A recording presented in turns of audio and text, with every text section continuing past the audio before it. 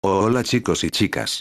Hoy les traigo otro video de 1 hora de terror, porque no podré subir video las próximas 2 semanas por las vacaciones XD.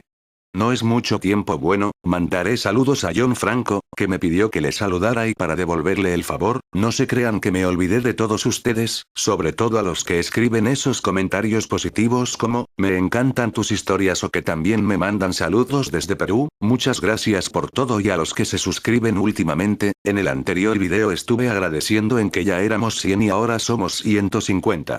Bueno, en este video les mostraré muchísimas historias que recolecté de una página, espero que les guste, no olviden dejar su like y comencemos de una vez por todas.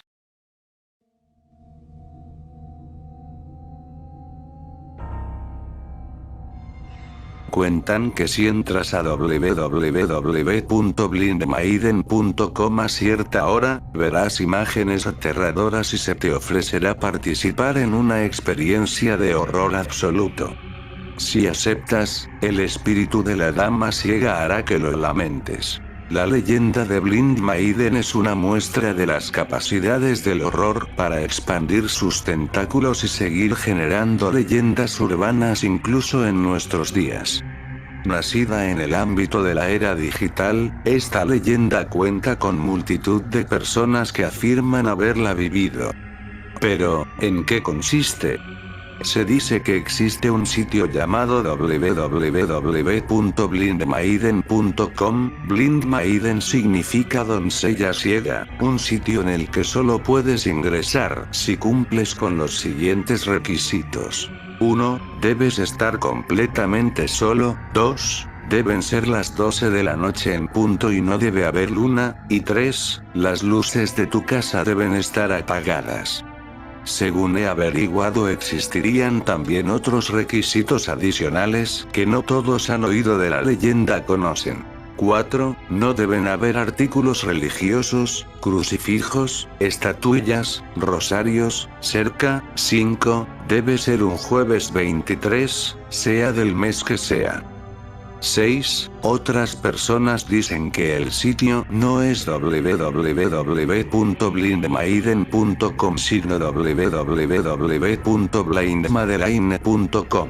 Quienes han entrado cuentan que lo que primero aparece es un enorme flujo de imágenes perturbadoras, imágenes que en algunos casos son tan horrendas y fuera de lo habitual que, según afirman los testigos, es imposible describirlas con palabras.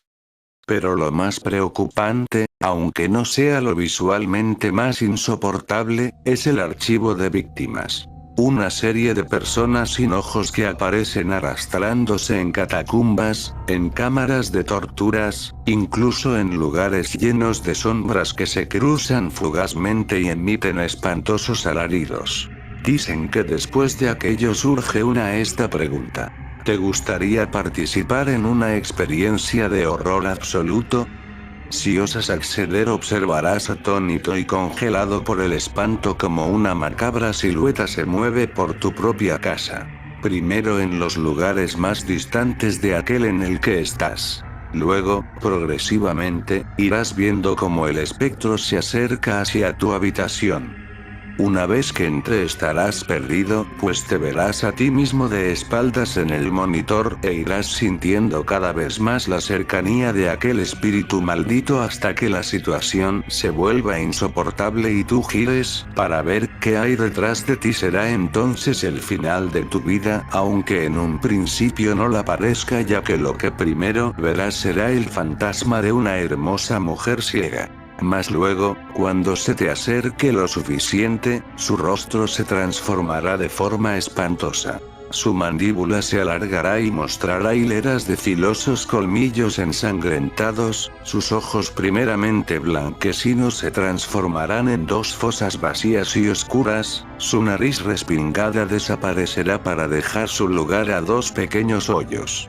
Y sus manos se llenarán de largas garras e irán directo hacia ti para arrancarte los ojos, para condenarte a ser otro ciego atormentado en el archivo de víctimas, otro curioso que murió sin dejar más rastro que su imagen en el escurridizo registro digital de los asesinados por la dama ciega. Y bueno, ¿qué dicen? ¿Se atreven a probarlo? Ya saben. Nada de luces encendidas, hacerlo acompañado o crucifijos en la pared.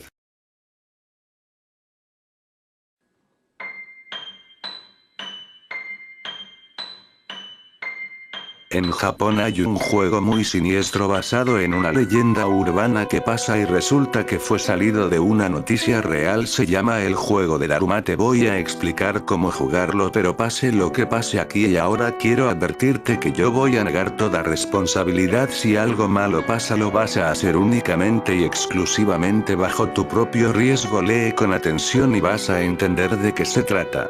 Daruma fue una joven mujer japonesa que murió en el baño. Para jugar tienes que tener una tina y debes llenarla, tienes que desnudarte y sumergirte en ella con las luces apagadas, debe de ser más de la medianoche y preferiblemente el agua en la que te vas a sumergir tiene que estar fría, tienes que repetir seguidamente mientras te lavas los brazos con jabón, el cuello y los hombros. Daruma ven, Daruma ven, Daruma ven. Concéntrate con los ojos bien cerrados, me basta decirte que tienes que estar completamente solo cuando hagas todo esto y si todo ha salido bien, vas a escuchar ruidos provenientes de la puerta del baño y ese ruido rápidamente se va a transformar en un fuerte golpe que quizás haga temblar el agua.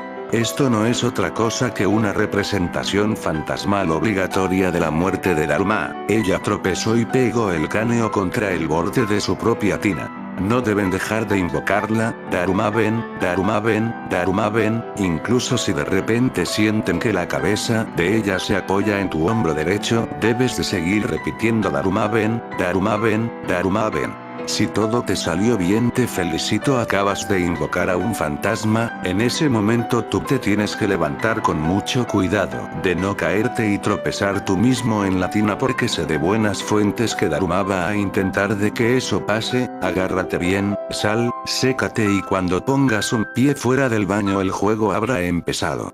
¿En qué consiste este juego? Bueno, es simple y más te vale que seas fuerte y más te vale que tengas los pantalones para soportar lo que tú pensaste. Resulta que Daruma te estará persiguiendo todo el día y tú tienes que evitar que ella te alcance. Cada vez que tú voltees la vas a ver por el rabillo del ojo y aunque tú no quieras mirar hacia atrás lo harás para saber si sigue detrás de ti y cada vez que voltees ella se acercará más. Para evitar eso tú debes que decir tomaré, que en japonés significa detente, con eso ganarás tiempo para correr lo más que puedas porque el juego dura 24 horas y cuando ese lapso de tiempo haya terminado, cuando termine el día tienes que decir kita que significa terminó, como hacer un ataque de karate y así romperás el lazo con ella y no la verás jamás en tu vida. En Japón este es un tema muy serio entre los mayores y prohibido hablar y jugarlo.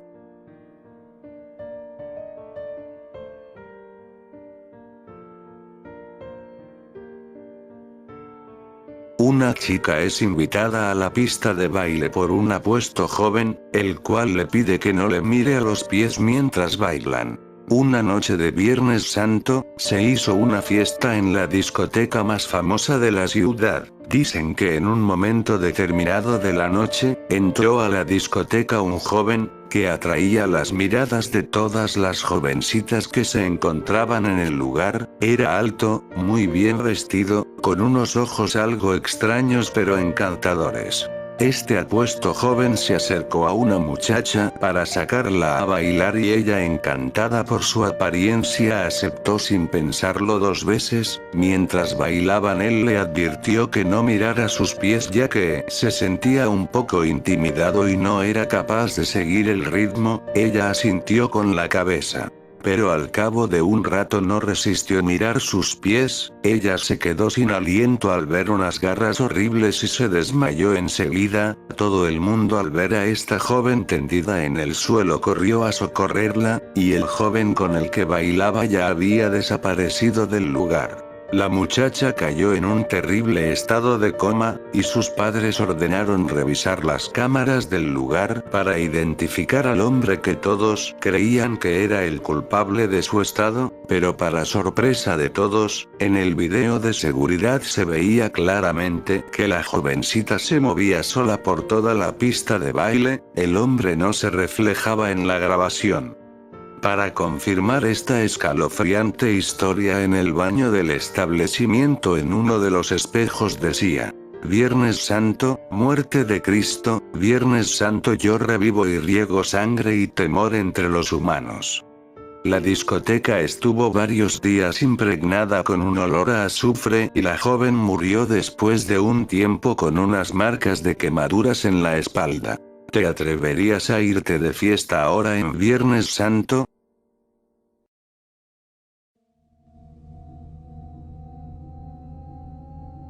El juego de la fortuna es un ritual japonés muy antiguo de adivinación. Se le recomendó a los jóvenes de ese país no jugarlo, debido a que se ha registrado muchos suicidios de adolescentes que no les agradó la predicción que recibió. Además, hay muchas probabilidades paranormales, puede ser peligroso, ya que te podrías exponer de ser secuestrado, violado, víctima de robo o asesinato, etc. Tiene que ser de noche, en un lugar muy poco transitado. Debes encontrar una entrada al callejón o una esquina paralela al camino principal y quedarse de pie ahí. A continuación saca el peine, con el cual tiene que ser tuyo. Pasa las manos por los dientes del mismo, y repite lo siguiente 3 veces. Sugiura, concede una respuesta verdadera. A continuación espere en silencio hasta que pase un extraño, no puede ser alguien que conozcas. Y cuando el extraño se aproxime, cúbrete la cara con un libro o revista. Si estás con amigos, ellos deben cubrirse también. La persona que desea saber su suerte debe pedir al extraño, sin dejarse ver la cara, que le dé su fortuna. Si esta persona se niega, da una respuesta negativa y se va. Puedes intentarlo nuevamente con la próxima persona. El origen de este juego se basa en que varias culturas se dice que el diablo camina a través de los cruces de camino por la noche disfrazado de forma humana. Por lo tanto, la persona que te dé tu fortuna podría ser un espíritu o nada menos que Lucifer. Dato curioso. Este juego es popular en Japón.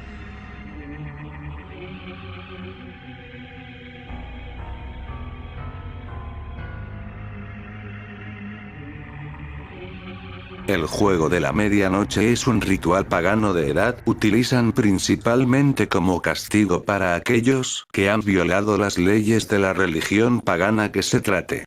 Aunque se utiliza principalmente como una táctica para asustar a no desobedecer a los dioses, todavía hay una posibilidad muy real de la muerte para los que juegan el juego de la medianoche, y hay una oportunidad aún mayor de permanentes cicatrices mentales.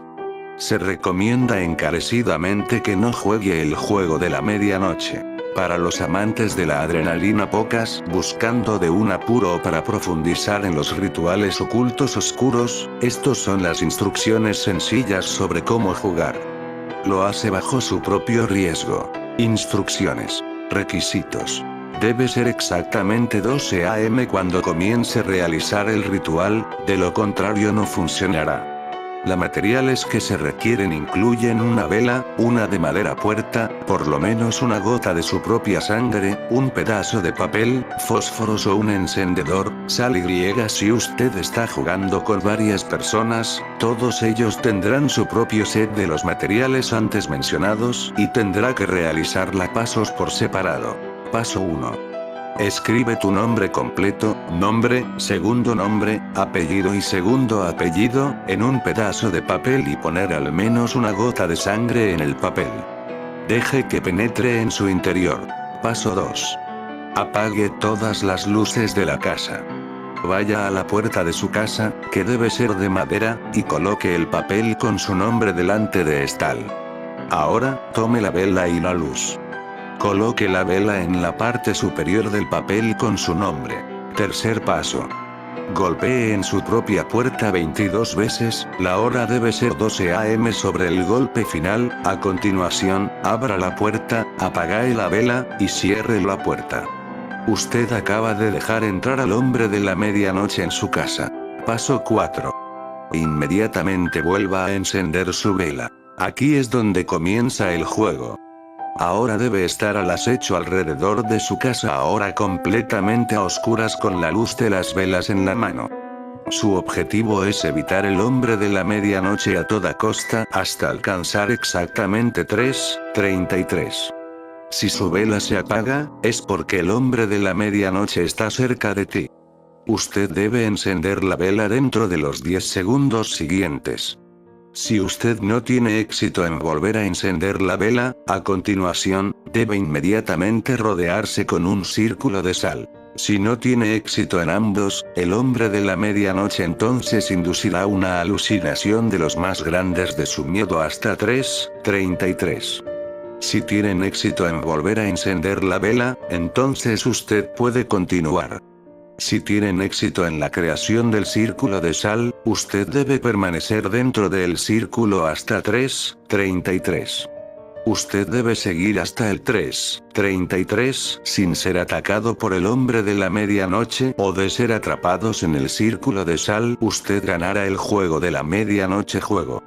El hombre de la medianoche a continuación, saldrá a las 3:33 y estará a salvo de proceder a la mañana. Alojarse en un solo lugar todo el juego solo se traducirá en el hombre de la medianoche encontrándote. Se aconseja continuar en movimiento a través del juego. No encienda las luces durante el juego de la medianoche. No use una linterna en el juego de la medianoche. No vaya a dormir durante el juego de la medianoche. No use la sangre de otra persona en su nombre. No use un encendedor para sustituir una vela. Será no funciona. Y definitivamente no intente provocar al hombre de la medianoche de ninguna manera.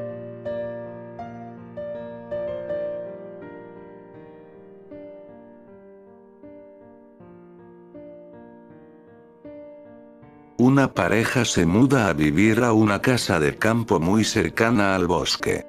El marido comenzará entonces a pasear rutinariamente a su perro todas las tardes, hasta que unas extrañas desapariciones sacudirán el pueblo donde viven. Julián y Marta eran una pareja feliz, que desde hace un año se había mudado al campo. El lugar era perfecto para que Julián se pudiera dedicar a escribir su novela sin ser molestado y Marta se dedicara a la pintura.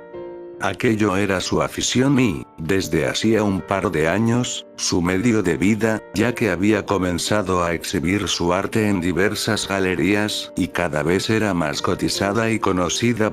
Ambos estaban encantados con su nuevo hogar ya que estaban lo suficientemente cerca del pueblo como para poder realizar las compras o salir a cenar fuera, pero la finca era privada y eso les daba la privacidad que necesitaban para sus trabajos, y alejaban a visitantes molestos e inoportunos.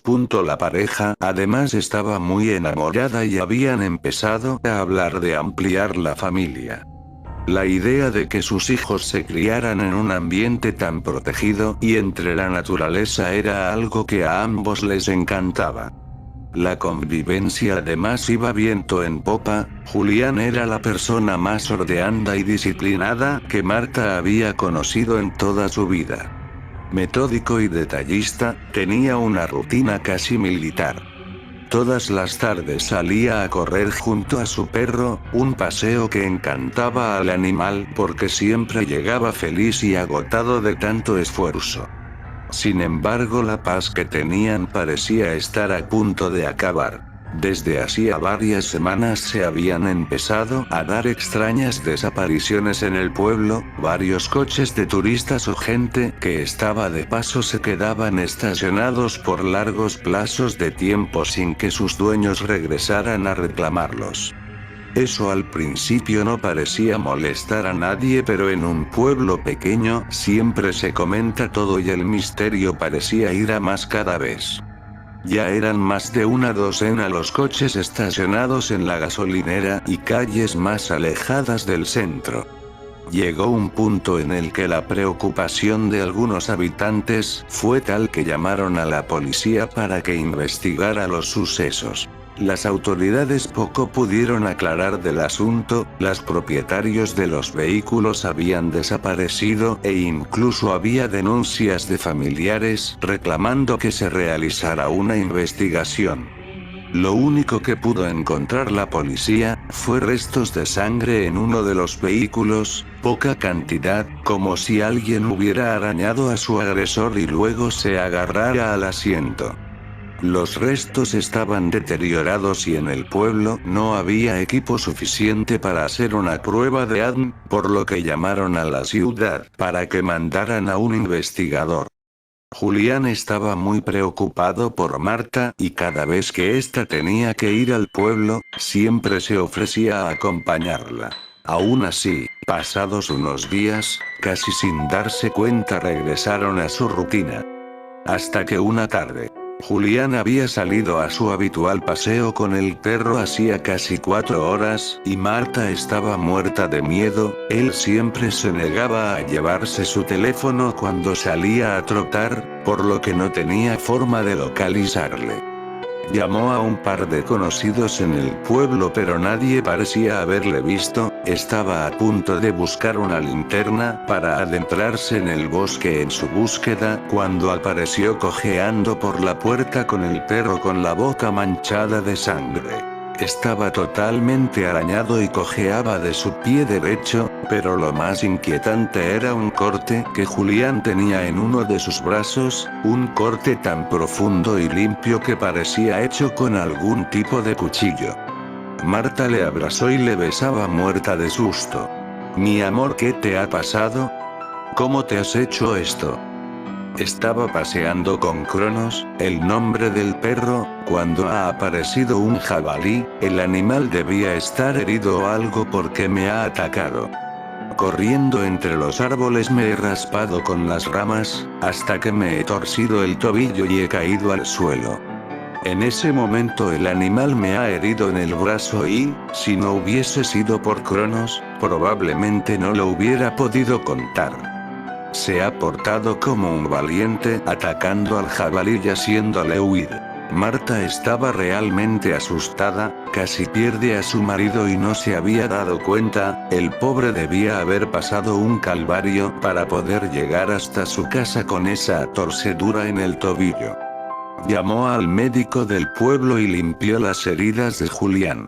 El doctor no tardó ni 20 minutos en estar en su casa y diagnosticó lo que ambos se temían: tenía un esguince en el tobillo y necesitaría al menos 2 semanas de reposo absoluto si quería recuperarse del todo. Pero lo que más le llamó la atención al médico fue el corte del brazo. Nunca había visto un corte tan limpio, era casi perfecto. Cosió la herida y les prometió volver en un par de días para ver la evolución de los puntos y evitar que se infectara. Les dejó unas gasas limpias y un antibiótico, así como las indicaciones de cómo cuidar los cortes y el tobillo. Transcurrieron unos días y Julián se encontraba mejor. Aún no podía levantarse de la cama, pero los amorosos cuidados de Marta le estaban ayudando a recuperarse muy rápidamente. El que parecía otro era Cronos, el perro. No quería comer nada y cada vez estaba más agresivo. La verdad es que Marta nunca se encargaba del perro, era Julián quien siempre le daba de comer y le sacaba a pasear. Cronos era un imponente ejemplar de Doberman, una raza de perro que requiere mucho ejercicio, y Marta lo sabía.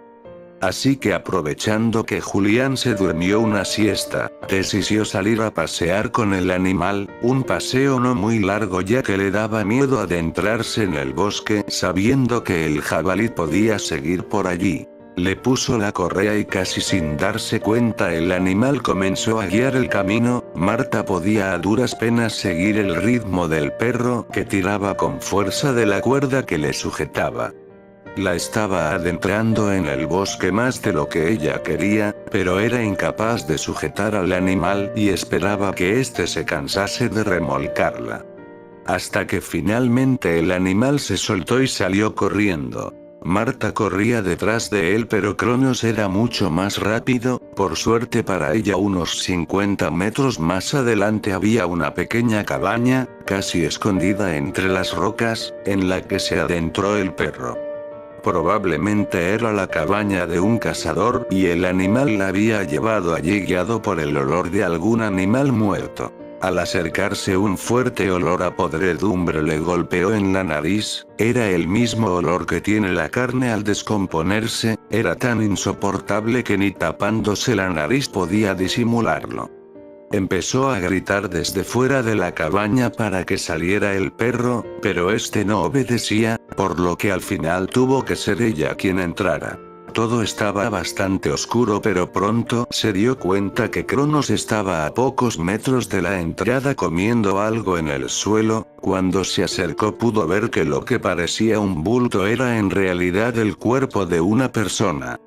Asustada, comenzó a andar hacia atrás hasta que sin darse cuenta se tropezó contra un armario. El golpe provocó que un par de frascos de cristal cayeran al suelo. Al estallar contra el pavimento, decenas de ojos humanos salieron rodando por el suelo y se levantó un fuerte olor a alcohol.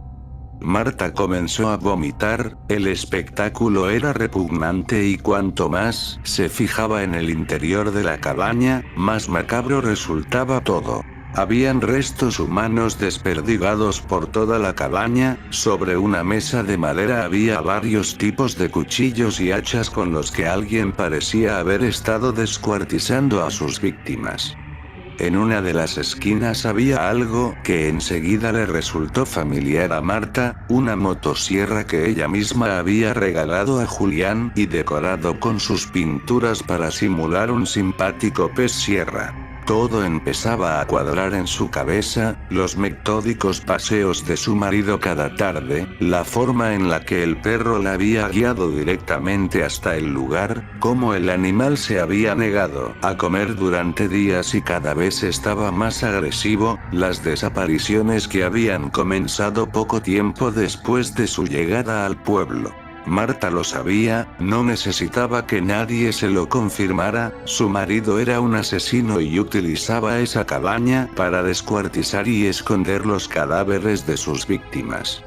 Cada insignificante detalle que antes había pasado por alto, parecía llevarla siempre a la misma conclusión. Asustada, salió corriendo en dirección al pueblo. No era complicado para ella guiarse por la zona porque había un par de montañas que la servían de guía y la orientaban en la dirección correcta. 1 hora y media después regresó a la cabaña con una docena de hombres del pueblo, entre los que estaban un par de policías. Al llegar allí, más de uno de esos hombretones de campo empezaron a temblar como niñitas. Al iluminar el interior de la cabaña con sus linternas, el espectáculo que vieron les heló la sangre. Todo era mucho peor de lo que había descrito Marta, había restos humanos de al menos 20 personas, algunos habían sido preservados en alcohol y otros colgaban de ganchos con el cuerpo parcialmente devorado por el perro. Un policía se acercó al cuerpo que había tendido en el suelo, era el más reciente y parecía que le habían asesinado y habían tenido que salir huyendo. En una de sus manos sujetaba un revólver al que le faltaban un par de balas, probablemente había disparado al asesino cuando éste le sorprendiera investigando en su cabaña. El hombre era el investigador enviado desde la ciudad, y parecía que la causa de su muerte había sido que Cronos le había desgarrado la garganta. A los pocos minutos un dispositivo policial se presentó en la casa de Marta y Julián, pero Julián había desaparecido del lugar dejando todas sus pertenencias. Probablemente el perro, al regresar a casa con la boca ensangrentada, le advirtió que su guarida había sido descubierta, o tal vez es porque en un pueblo pequeño siempre se comenta todo. Nota. Como en algunas otras ocasiones, he escrito una versión libre de una leyenda urbana bastante popular.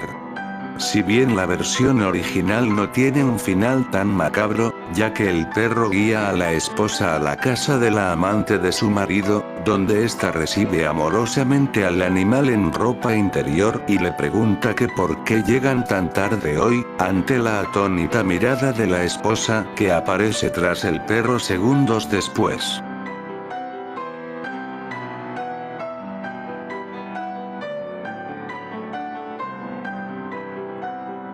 Es extremadamente fácil de iniciar, aunque requiere un poco de tiempo y, como muchas cosas, es aleatorio. Solo hay que hacer una cosa para jugar, con una condición al hacerlo. Tienes que cerrar la ventana y las cortinas de tu cuarto, antes de acostarte, de la manera más cuidadosa y sospechosa posible. Con la condición de que sea a fin de mes. Eso es lo que atrae al otro participante, pero es debido de informar que esto va a necesitar varios intentos, ya que no siempre se presenta a la primera, normalmente se presenta entre el intervalo de los 6 a 12 intentos, pero, ¿cómo sabes si funcionó y lo más importante, en qué consiste el juego? Sabrás si funcionó cuando el juego comience, y eso, será cuando te despiertes. Y no despertarás de forma natural, sino que te despertarás algo mareado o intranquilo y, de repente, oirás un golpecito en la ventana. Vas a empezar a escuchar golpecitos en la ventana, al principio serán lentos y suaves, pero poco a poco serán más fuertes y constantes. Tú, como la otra parte del juego, tienes que jugar, y lo que tienes que hacer es muy simple, tienes que fingir que estás dormido.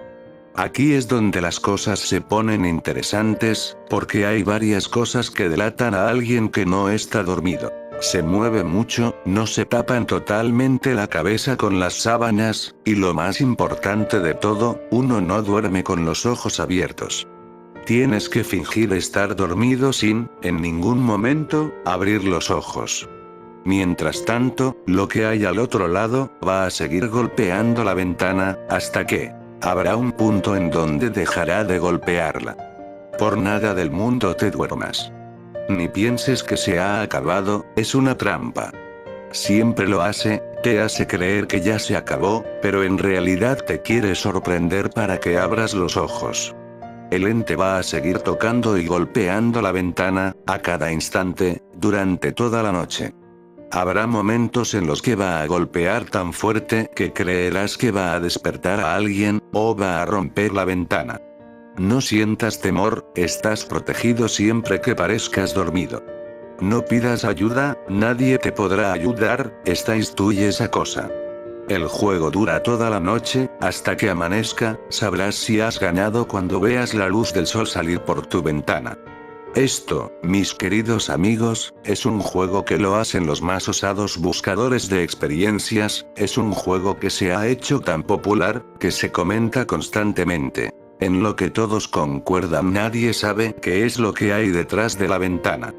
Nadie sabe qué le pasa a los que pierden el juego. Si deja de golpear la ventana durante la noche es una trampa.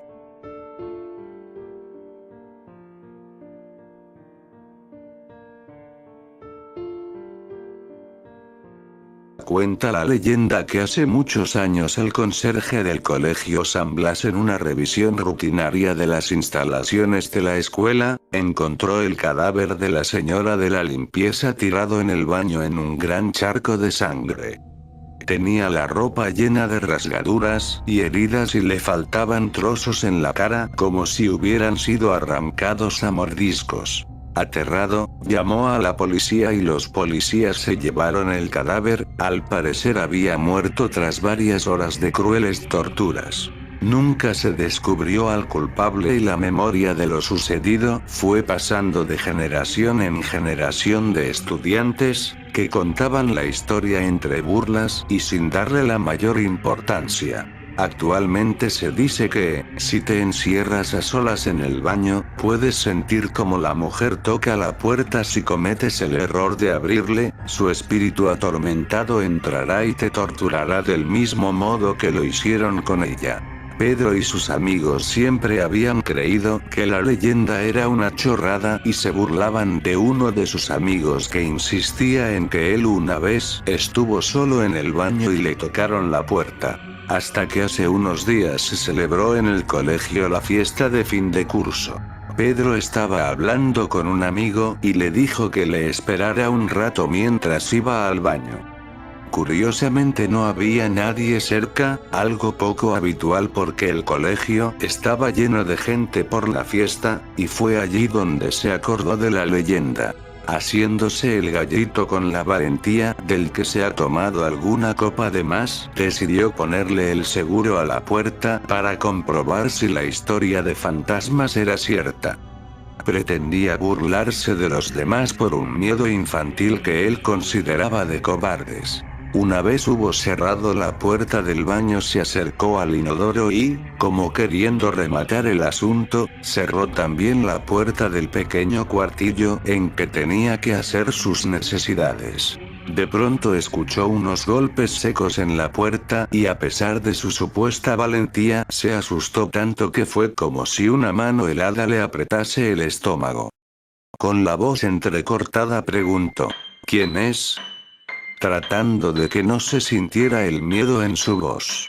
Ya algo repuesto pero aún con miedo, volvió a preguntar: ¿Quién es?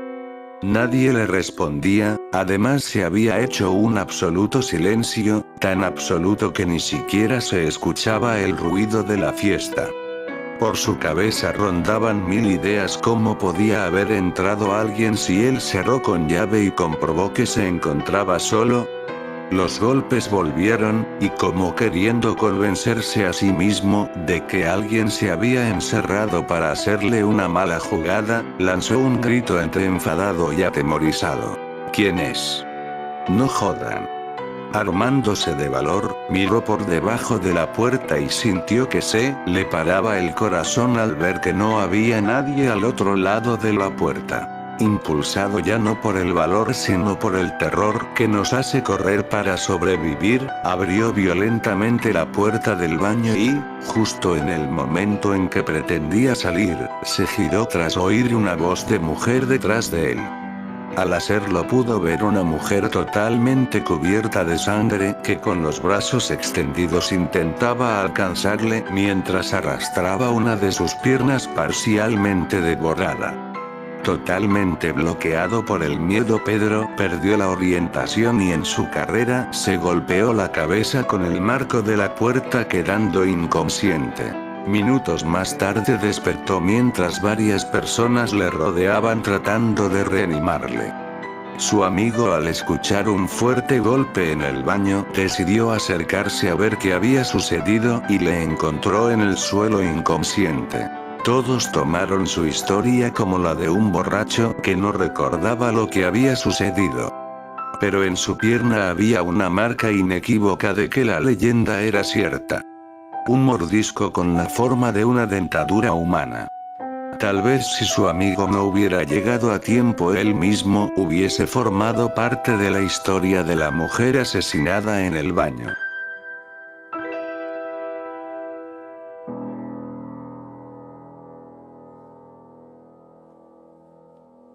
Una familia de 3, el hijo era adolescente, los padres lo habían tenido a edad madura, adquirió un rompecabezas de madera en una tienda de antigüedades. Armar rompecabezas era su pasatiempo favorito. Solían jactarse de haber completado, a veces en una noche, paisajes y demás figuras de más de 1000 piezas. Eran los típicos rompecabezas comerciales, que en la caja exhiben la imagen que se alcanzará luego de acoplar pieza tras pieza. En esta ocasión, notaron que el rompecabezas que comprarían parecía datar de hacía mucho tiempo, quizá un siglo, y que no había forma de saber a qué imagen llegarían.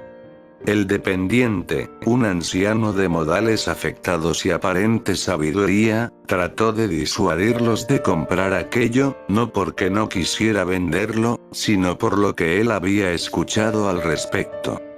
Pero la familia estaba demasiado embelesada como para prestar atención a consejas de viejo.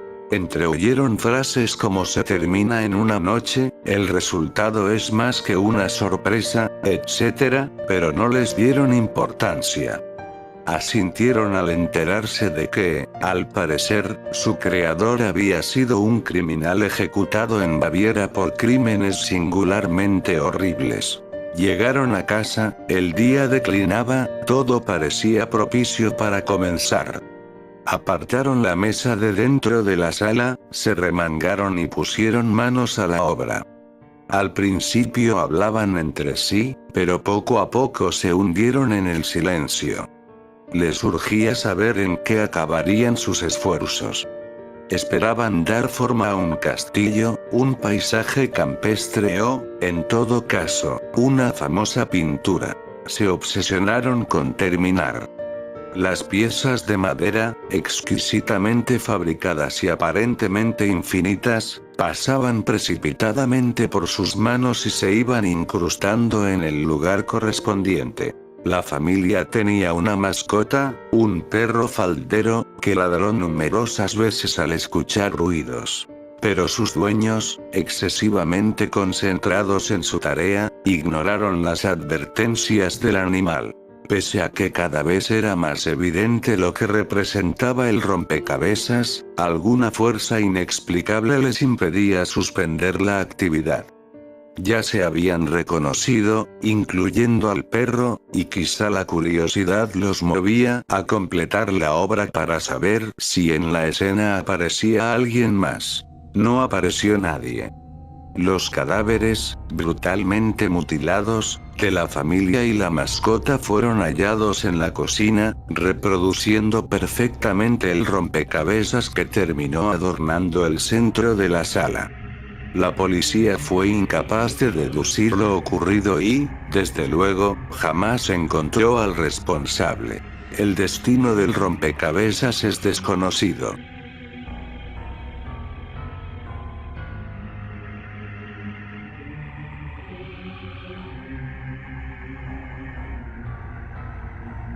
Jugar a las escondidas a solas es un ritual para contactar a los muertos.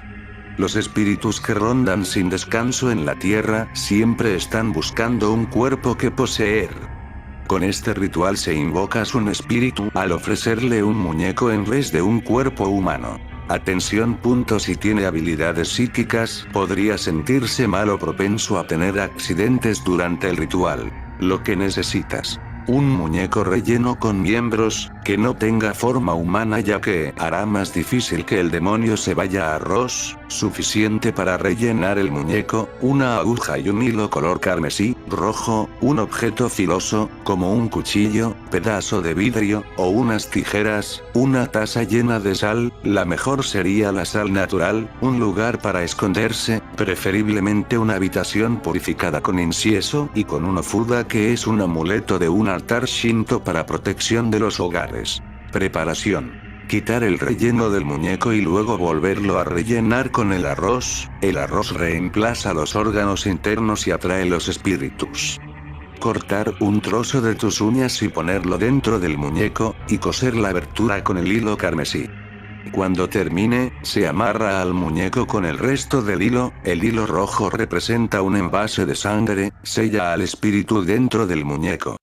Llenar una tina con agua. En Japón es común tener tinas en el baño. Colocar una taza de agua salada dentro del lugar escondite. ¿Cómo empezar? Darle un nombre al muñeco, puede ser cualquiera excepto el suyo. Cuando sea las 3 AM decirle al muñeco su nombre, es el primer que, 3 veces. Ir al baño y poner el muñeco dentro de la tina llena de agua. Apagar todas las luces en la casa, ir al escondite y encender la tele. Cuando haya contado hasta 10 con los ojos cerrados, ir al baño con el objeto filoso en la mano. Cuando llegue allá, decirle al muñeco, te he encontrado, el nombre del muñeco, y apuñala al muñeco con el objeto filoso. Al cortar el hilo se rompe el sello y libera el espíritu que llegó a atrapar. Ahora debe decir tú eres el próximo que, nombre del muñeco, y poner el muñeco en su lugar. Tan pronto haya soltado al muñeco, salir corriendo hacia el lugar elegido y esconderse. ¿Cómo terminar? Verter media taza del agua salada en la boca pero no lo beba, solo manténgalo ahí. Si sale del escondite sin el agua salada, podría encontrarse con algo que ronda por ahí en su casa que podría hacerle daño. Aparentemente la forma de sentir la presencia de ese algo que ronda por ahí es ver qué sucede con la televisión, y salir del escondite y empezar a buscar el muñeco. El muñeco no necesariamente está en el baño. Pase lo que pase, no escupa el agua salada de su boca. Cuando encuentre el muñeco, vacíe el resto del agua salada, la que aún queda dentro de la taza, sobre él, y rociarlo también con la que se tiene dentro de la boca. Decir yo gané 3 veces. Esto supone el final del ritual. Después de esto asegúrese de secar bien el muñeco, luego quemarlo y deshacerse de los restos y rociar sal por los lugares en donde estuvo la muñeca. Lo más importante. Por favor no se detenga a la mitad del ritual, debe continuar hasta el final. Es un ritual muy peligroso y nadie se responsabilizará de lo que suceda si decide hacerlo. Cosas para tener en cuenta. No salga de la casa hasta que haya terminado el ritual. Debe apagar todas las luces de la casa. Debe permanecer en silencio mientras esté escondido. No tiene que tener el agua salada en su boca todo el tiempo, solo en la parte final del ritual. Si vive con alguien más, podría ponerlo en peligro también. No continúe el ritual por más de 1 hora o 2 por razones de seguridad. Lo mejor es dejar todas las puertas de la casa sin seguro, incluida la puerta principal, y tener algunos amigos cerca para que puedan ayudarle si en algún caso lo necesitaré.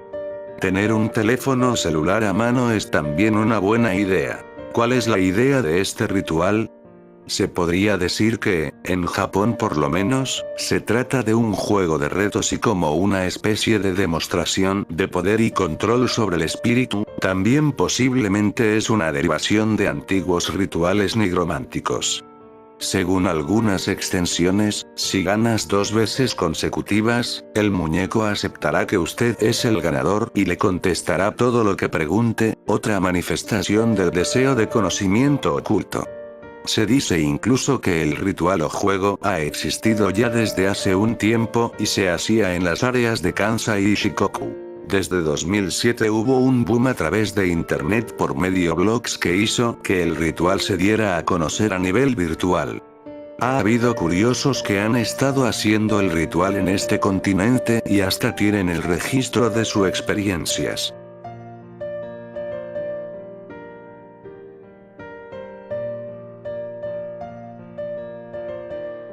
Una de las más escalofriantes leyendas urbanas, la chica de la curva, un fantasma atormentado que busca venganza en la curva en la que fue atropellada.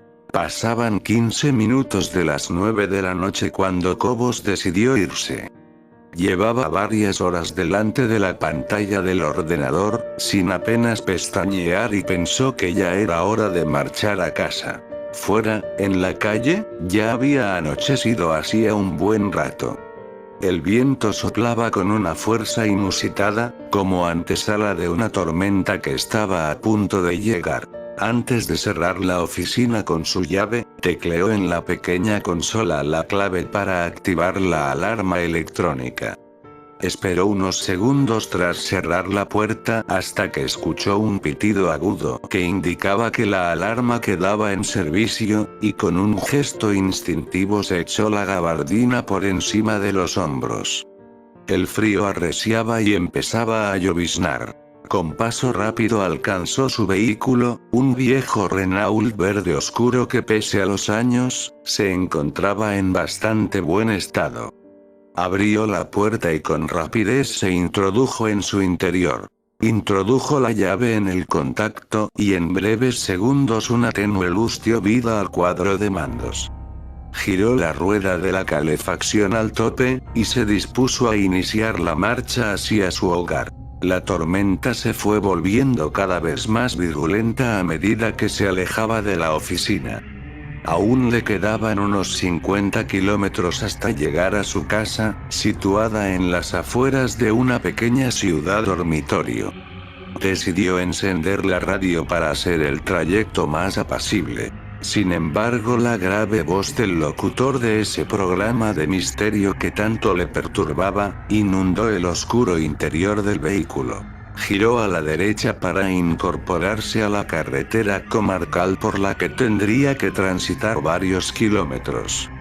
No le gustaba nada regresar a casa por este camino, máxime cuando hacía una noche tan desapacible como esta, ya que el firme no se encontraba en buen estado y apenas había iluminación. De hecho, se había producido en ella varios accidentes en los últimos años, alguno de ellos mortal. Esto también había dado lugar a habladurías de la gente, que afirmaba que en una curva se aparecía una mujer joven vestida de blanco y con aspecto desaliñado. Cobos no era una persona que diera mucho crédito a este tipo de historias. Sin embargo, tenía que reconocer que había algo en esa carretera que le provocaba una sensación extraña, de intranquilidad. Ya había dejado atrás las luces de la pequeña ciudad, y la oscuridad lo inundaba todo. Solo el resplandor de los faros delanteros era capaz de romper con la negrura de esa noche sin luna. De pronto, una sensación muy extraña se apoderó de él. Se dio cuenta que no se escuchaba ningún ruido, salvando la radio y el sonido del motor y los neumáticos sobre la gravilla. Decidió parar en el arcén sin saber bien para qué, ni qué se encontraría. Abrió la puerta del coche y salió. Fuera llovía copiosamente, pero apenas se escuchaba algo más que el ruido del motor y el golpeteo de las gotas de lluvia en el techo del coche. Se introdujo de nuevo en el vehículo, e inició la marcha, sin haber despejado del todo ese hormigueo que tenía en el estómago. Su incertidumbre duró poco tiempo. Al mirar por el retrovisor interior del coche, se dio cuenta de que no iba solo. Una mujer totalmente empapada, con un vestido blanco, y la mirada ausente se encontraba en el asiento trasero. Era imposible que se encontrara allí. El vehículo solo tenía dos puertas, y de ninguna forma se podía acceder a la parte trasera, salvo por la puerta del lado del conductor, ya que la otra se encontraba averiada desde hacía varios días y no se podía abrir. Su corazón empezó a latir aceleradamente.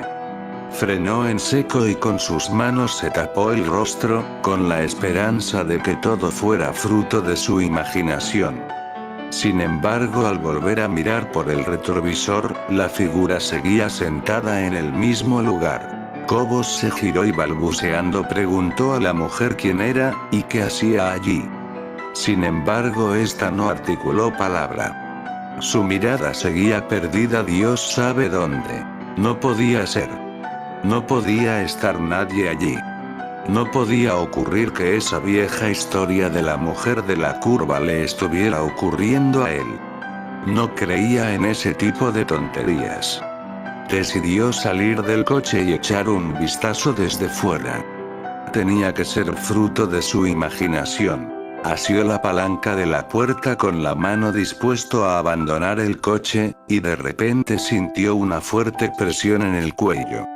Notó como dos manos frías como el acero le presionaban impidiendo el paso de aire a los pulmones. Miró sorprendido por el retrovisor y la imagen que vio le provocó pánico. La mujer ya no tenía esa mirada fría y distante sino todo lo contrario. Los ojos parecían que se iban a salir de las órbitas y reflejaban un odio que nunca había visto en ninguna otra mirada. Intentó zafarse de las manos de la mujer pero le resultó imposible. Poco a poco, a medida que el oxígeno apenas llegaba a sus pulmones, fue perdiendo la conciencia, seguro de que iba a morir, pero sin entender aún por qué. Hasta que la mujer aproximó sus labios y dijo con una voz carente de expresión: «Nos veremos en el infierno, donde estoy desde aquella noche que me atropellaste en la curva que acabamos de pasar. ¿Recuerdas?». Fueron las últimas palabras que escuchó. Después reinó la oscuridad más absoluta.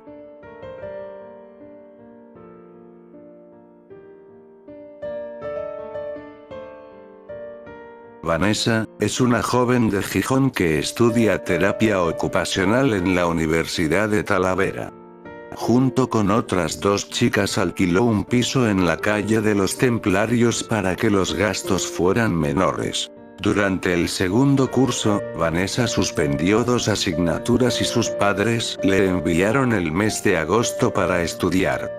Una noche de verano en la que estaba sola, 4 golpes secos sonaron a su puerta. Vanessa creyó que se trataba de algún amigo con el que salir a tomarse una copa, pero se trataba de una niña de alrededor de 7 años. La niña, de hermosos tirabuzones rubios y grandes ojos castaños, miró a Vanessa y le dijo que se había perdido. Vanessa le dejó entrar, le preparó un vaso de leche y le dijo que iban a ir a la policía. Verónica le rogó que no lo hiciera esa noche, pues tenía mucho sueño y quería dormir. Vanessa accedió y le preparó la cama. Por la mañana temprano, cuando Vanessa iba a llevarla a la policía, entró en el cuarto y vio que la niña, llamada Verónica, no estaba. Un año después, en idéntica situación, la niña volvió a aparecer. Parecía que no había crecido nada. De nuevo Vanessa le preparó la cena y le dejó dormir, pero al día siguiente Verónica volvió a desaparecer sin dejar rastro. Vanessa fue a la policía y dio todos los datos de la chiquilla, pero no se habían producido denuncias ni nadie había reclamado una desaparición.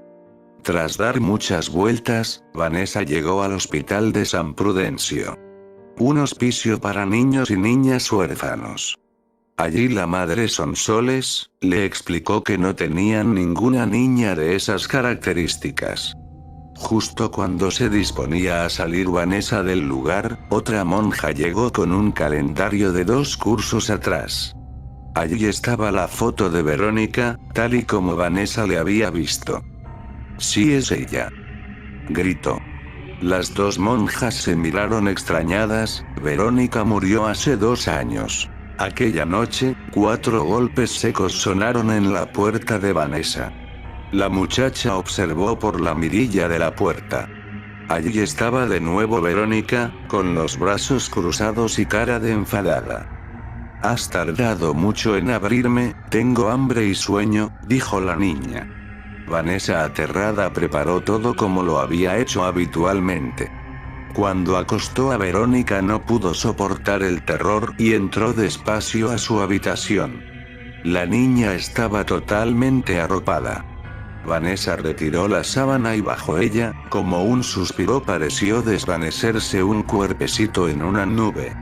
Sobre la almohada, con letra infantil y varias faltas, había una nota: «Gracias por la leche y los dulces, ahora tengo que irme a llevar al infierno a las otras 3 chicas que no me dejaron entrar a sus casas».